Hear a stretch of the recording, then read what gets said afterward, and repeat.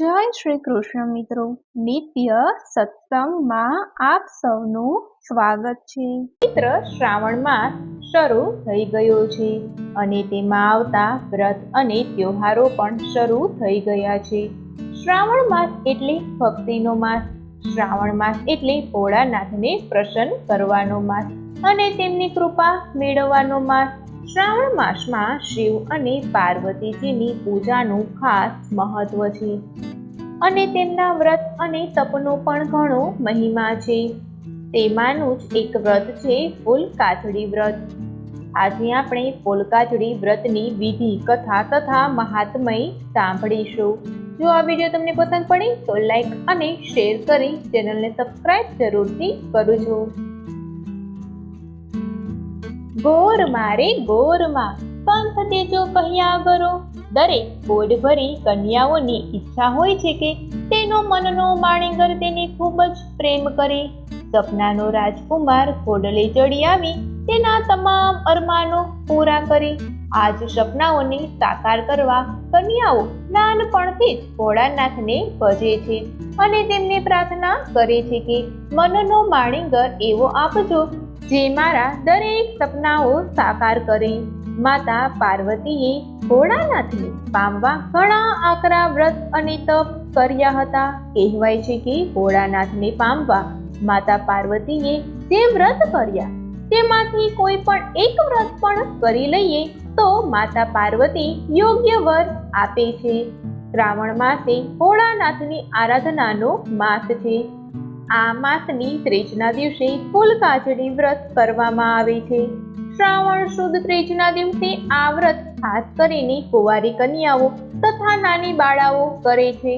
વ્રત દરમિયાન ફૂલ સૂંઘીને જ ફળાહાર કરવામાં આવે છે.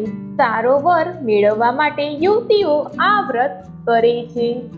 હવે આપણે સાંભળીએ ફૂલકાચડી વ્રતની વિધિ. પવિત્ર શ્રાવણ માસની અજવાળી ત્રીજે એટલે કે સુદ ત્રીજે કુંવારિકાઓ પ્રાતઃકાળે સૂર્યોદય પહેલા ઉઠી સ્નાનાદિથી પરવારી શણગાર સજી ભગવાન શિવના મંદિરે જઈ પ્રથમ શિવ પાર્વતીનું પૂજન કરવું, ત્યારબાદ ગણપતિજીનું પણ ભાવથી પૂજન કરવું, પછી ફૂલ સૂંઘીને ફળાહાર કરવો. આ દિવસે વ્રત કરનાર ઉપવાસ કરે તો તેને ઉત્તમ ફળ પ્રાપ્ત થાય છે. વળી પ્રભુને પરમ પ્રિય એવા ફૂલને સૂંઘ્યા પછી જ જળપાન કે ફળાહાર કરવો જોઈએ. ઉત્તમ મહેકવાળું કોઈ પણ ફૂલ લઈ શકાય છે.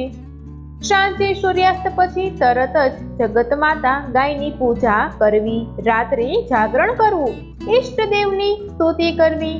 આ વ્રત 5 વર્ષ, 7 વર્ષ, 9 વર્ષ કે 11 વર્ષ સુધી કરવામાં આવે છે.